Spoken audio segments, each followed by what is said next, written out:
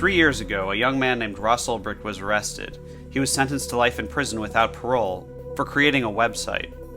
Ross believes passionately in liberty, free markets, and voluntary interaction. No victims came forward at trial to say Ross had hurt them in any way, yet the government wants to take his life. The jury was not allowed to know that corrupt NSA, Secret Service, and DEA agents had free reign on the site. They stole over $1 million, and it is still undisclosed what else they did.